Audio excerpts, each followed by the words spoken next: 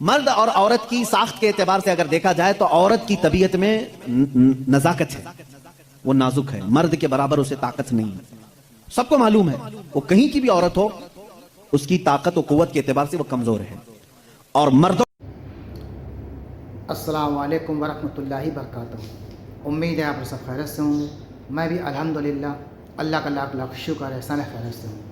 اور انشاءاللہ جس ویڈیو ریئیکشن دیا گیا ہے مفتی سلمان عزیز صاحب کی بہترین ویڈیو ہے اور بہت اچھا ٹاپک بھی تھا اور بہت اچھا بیان بھی تھا، اسی لیے میں نے سوچا میں بھی آپ لوگوں سے اس بیان کو شیئر کروں تاکہ آپ لوگ اس کو سنیں، اس کو دیکھیں، اس کو سمجھیں اور اس پہ عمل کرنے کی کوشش بھی کریں۔ اور خاص کر کے مرد اور عورت کے یہی مطلب ان کے جو رشتے کا جو معاملہ ہوتا ہے اسی ٹاپک پہ یہ ویڈیو ہے دوستوں۔ مرد کے مقابلے میں عورت کمزور ہوتی ہے، قوت میں، طاقت میں، ہر چیز میں، اور مرد اس سے بہت زیادہ ہوتا ہے، یہ سب جانتے ہیں۔ تو اسی لیے کبھی بھی جب مرد کے اندر وحشانیت یا اس کو سمجھیے شیطان سوار ہوتا ہے تو وہ سب سے پہلے اٹیک کرتا ہے لیڈیز پہ، اور یہ ہم لوگ تمام سوشل میڈیا میں دیکھتے رہتے ہیں کہ کس طرح سے اپنی وہ خواہشات کو مٹانے کے لیے عورتوں پہ اٹیک کرتا ہے۔ تو اسی لیے اور اسی ٹاپک پہ یہ بیان بھی ہے کہ مرد اور عورت میں کیا فرق ہے۔ عورت کو اللہ تعالیٰ نے بڑا نازک بنایا ہے، بہت سافٹ بنایا ہے، کیونکہ عورت کے مرد کے مقابلے میں کمزور پائی جاتی ہے اور عورت نربھر رہتی ہے اپنے شوہر پہ۔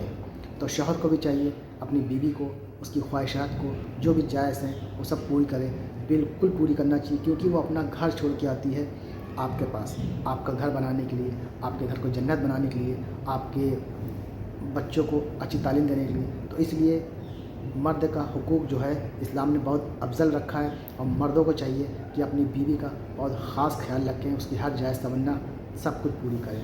تو اسی کے ٹاپک پہ یہ بیان ہے دوستوں، اس بیان کو خوب شیئر بھی کریے گا تاکہ لوگ اس کو دیکھیں، سمجھیں، اس پہ عمل کرنے کی کوشش کریں۔ تو چلیے پہلے ہم لوگ ویڈیو دیکھتے ہیں، پھر اس کے بعد بات کرتے ہیں۔ مرد اور عورت کی ساخت کے اعتبار سے اگر دیکھا جائے تو عورت کی طبیعت میں نزاکت ہے، وہ نازک ہے، مرد کے برابر اسے طاقت نہیں ہے، سب کو معلوم ہے، وہ کہیں کی بھی عورت ہو اس کی طاقت و قوت کے اعتبار سے وہ کمزور ہے۔ اور مردوں کی طبیعت ان کے اندر کبھی وحشی پن آ سکتا ہے، حیوانیت آ سکتی ہے۔ جب اس کی خواہشات عروج پر ہوتی ہیں تو سب سے پہلا اٹیک مرد اگر کسی پر کرتا ہے تو وہ عورت پر کرتا ہے۔ مرد اگر اس کو کھلا چھوڑ دیا گیا اور حیوانیت آ گئی تو اپنی خواہشات کو بجھانے کے لیے سب سے پہلا حملہ کس پر کرتا ہے؟ عورت پر کرتا ہے۔ اس کی زندہ مثالیں آج ہم دیکھ رہے ہیں، جہاں کسی تنہا عورت کو 4 گنڈوں نے پا لیا تو اس کے ساتھ کیا کرتے ہیں؟ کتے بھی اس طرح سے نہیں کرتے جس طرح سے یہ کر جاتے ہیں۔ اس کے ساتھ ریپ بھی کیا، زنا بھی کیا، خواہشیں پوری کی اور اس کو پھاڑ کر کے بھی پھینک دیا۔ جانور کوئی ایسا کرتا ہے؟ جانور بھی اس طرح سے نہیں کرتا۔ اس کا مطلب یہ ہے، رپورٹ یہ بتاتی ہیں پوری دنیا کی کہ مرد کے اندر اگر شہوت کا غلبہ زیادہ ہو گیا اور اس وقت عورت اسے سامنے نظر آ گئی تو پھر یہ اپنی حیوانیت پر اتر کر سکتا ہے، اس کا ریپ بھی سب کچھ کر سکتا ہے۔ اس لیے اسلام نے ہمہ وقت عورتوں کو کہا کہ پتہ نہیں کہاں درندے ہیں، تم ہمیشہ اپنے آپ کو محفوظ رکھو۔ یہ نہیں کہ پکنک پر جاؤ تو ناک پر اسکارف لگا لو، یہاں برے لوگ ہیں، خالی یہی کپل اچھے ہیں، دوسروں کی نظر پڑ جائے گی۔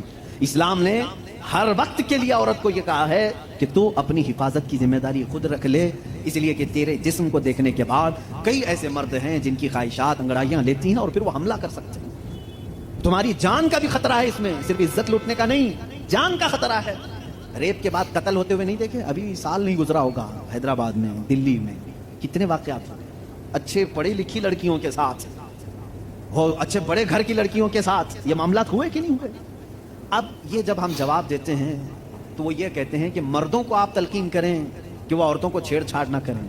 یہ تو ایسی بات ہو گئی کہ گوشت کو کھلا رکھ کر کے کووں کو نصیحت کرو، بیٹا اچھے سے رہو، اخلاق میں رہو۔ ارے کوا ہے، وہ گوشت کھلا رکھا ہے، ہم کووں کو سدھار نہیں سکتے لیکن گوشت کو ڈھک تو سکتے ہیں۔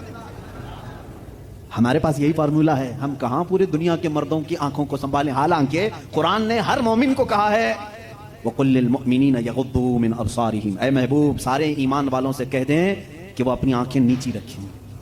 اسلام نے سمجھا تو دیا ہے مردوں کو، لیکن ان کی سیکورٹی کا بھی اہتمام کیا ہے، جس کو یہ سمجھ رہے ہیں کہ یہ پابندی بہت زیادہ ہے، بہت مشکل ہے، یہ پابندی ہے بہت زیادہ مشکل ہے۔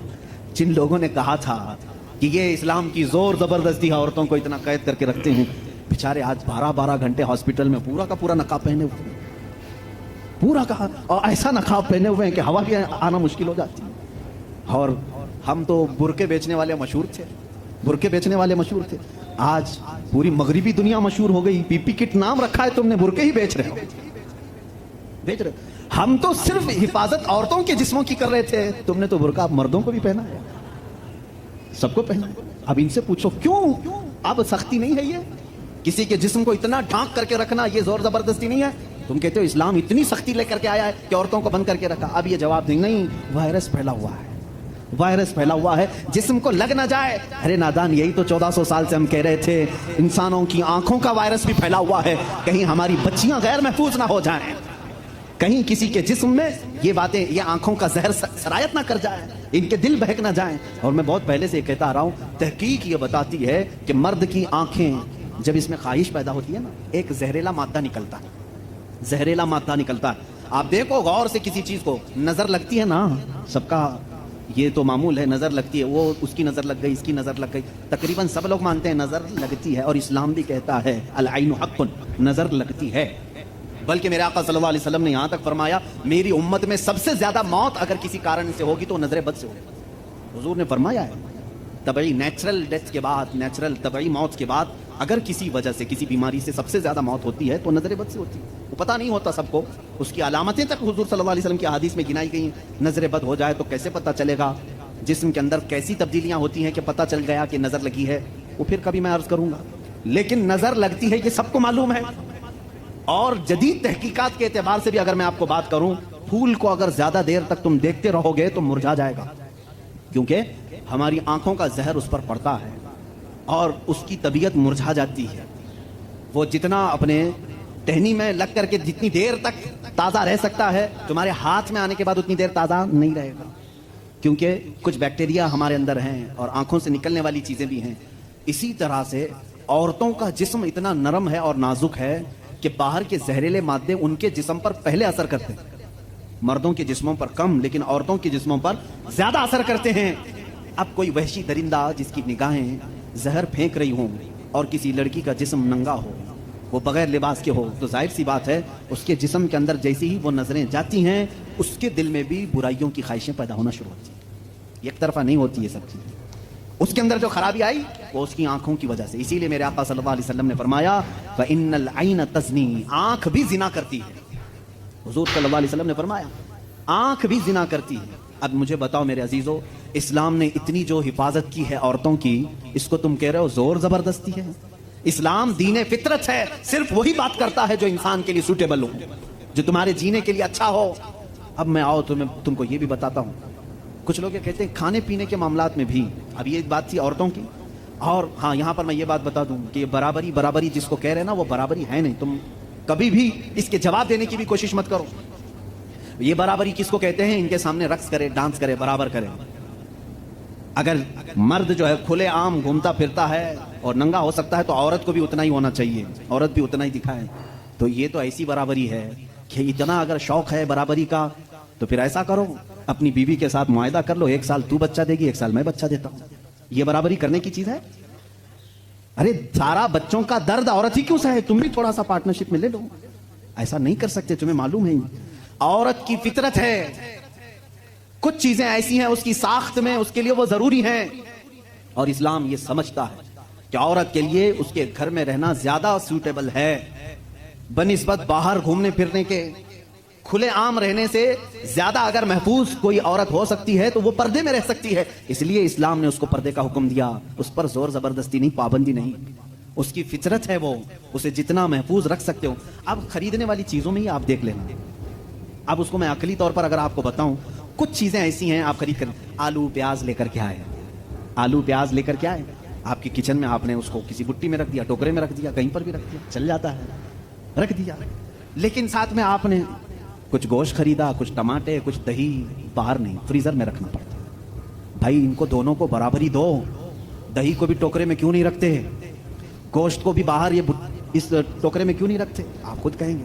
कुछ चीजें ऐसी होती हैं जिनकी सेफ्टी फ्रीजर के अंदर है, कुछ चीजें ऐसी हैं कि वो बाहर रह करके भी सलामत हैं। जब तुम्हें दुनिया के हर निजाम में ये बात समझ में आती है तो अल्लाह ने मर्द और औरत को पैदा ही ऐसा किया है कि मर्द अगर बाहर रहे तो सेफ है, उसके जिस्म की साख्त ऐसी है, लेकिन औरत घर के अंदर ज्यादा सेफ है। इसलिए इस्लाम ने उसे पर्दे का हुक्म दिया है।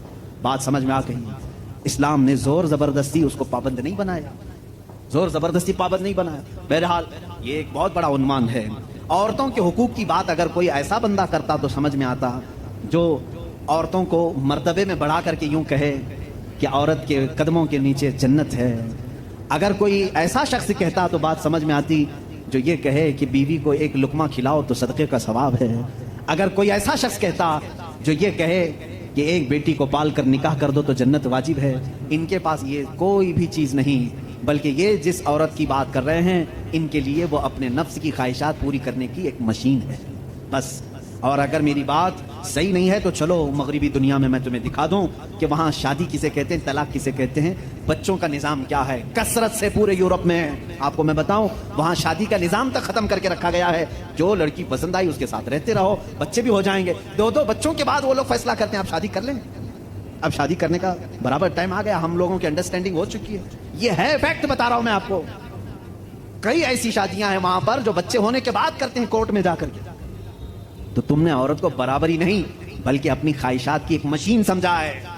اسلام جو برابری دیتا ہے وہ کیسی برابری ہے؟ یہ اسلام ہی تو ہے جو عورت کو اتنی عزت کے ساتھ گھر لانے کا حکم دیتا ہے، اتنی عزت کے ساتھ۔ اگر اس کو کچھ خرافاتی لوگوں نے برا کر دیا تو الگ بات ہے، بلکہ ہمارے ہاں جو نکاح کا سسٹم ہے وہ اتنا پاکیزہ ہے کہ مرد کو کہا گیا ہے کہ عورت کے آنے سے پہلے اپنے گھر کا انتظام ہو جائے، وہ کہاں لا کر کے رکھ رہا ہے۔ بلکہ عورت کو اسی طرح سے بھگا کر لانے کا نظام اسلام میں نہیں ہے، بلکہ عورت کے لیے ایک باضابطہ پوری محفل کا انعقاد ہوتا ہے، اس کی رضا پوچھی جاتی ہے، پہلے اس سے پوچھا جاتا ہے تو راضی ہے یا نہیں۔ بہت سارے ایسے دین ہیں، بہت سارے ایسے ریلیجن ہیں، میں نام پھر نہیں ذکر کر رہا ہوں، جہاں پر عورتوں کو اظہار رائے کا حق ہی نہیں۔ ان کے بڑے جو فیصلہ کر لیے وہ ہو گئی بات۔ چائنا میں بہت سارے ایسے قبیلے آج بھی ہیں جہاں ان کے ماں باپ اپنی بچیوں کو لے جا کر کسی کے بھی کوٹھے پر چھوڑ جاتی ہیں جہاں انہیں پسند آ جائے۔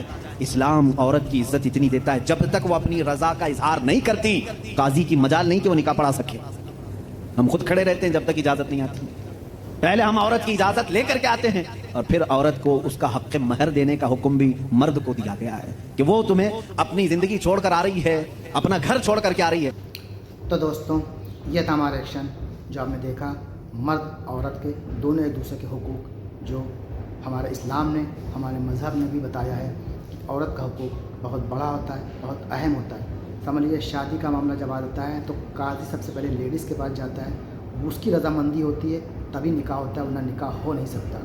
اور مہر کا معاملہ جو بتایا کہ وہ ایک دم فرض ہے دنیا میں، اپنے جینے سے پہلے، مرنے سے پہلے مطلب حق ادا کرنا ہے۔ ویسے تو نقد دینا زیادہ بہتر ہے، لیکن جو بھی حق ہیں، جو بھی حقوق ہیں عورتوں کے، اگر آپ نے اس کو ادا نہیں کیا اور جو فرض بھی ہے، حق بھی ہے اور دینا بھی چاہیے، تو سمجھ لیجیے قیامت والے دن آپ رسوا ہوں گے اللہ کی بارگاہ میں۔ جب آپ حاضر ہوں گے تو یہی عورت جو آپ کو چاہنے والی تھی دنیا میں، وہ اللہ سے شکایت کرے کہ اللہ اس نے میرا حق نہیں دیا۔ تو کوشش کریں جتنا بھی ہو سکے اور حق بالکل دیں، اور جائز جو بھی اس کی خواہشیں وہ سب پوری کریں، کیونکہ اپنا گھر چھوڑ کے آتی ہیں آپ کے گھر کو سنوارنے کے لیے، تو اس کو اتنا پیار سے رکھیں۔ اور لیڈیز کو بھی چاہیے، یعنی کہ عورت کو بھی چاہیے کہ مرد کے امانت میں خیانت نہ کرے، پوری ذمہ داری سے اس کے گھر کو، اس کے مال کو حفاظت رکھے، اور اللہ کی نظروں میں وہ خود بھی نہ پکڑی جائے۔ تو دوستوں امید ہے آپ کو ویڈیو اچھی لگی ہوگی، ویڈیو اچھی لگی تو اس کو شیئر کریے گا، لائک سبسکرائب جو بھی ہوتا ہے وہ سب کریے گا، تاکہ ہمیں حوصلہ ملے، ہمیں ہمت بڑھے اور آپ کے لیے اچھے اچھے سے بیان لے کے آئیں۔ تو انشاءاللہ ملیں گے نیکسٹ ویڈیو میں، تب تک کے لیے السلام علیکم ورحمۃ اللہ وبرکاتہ۔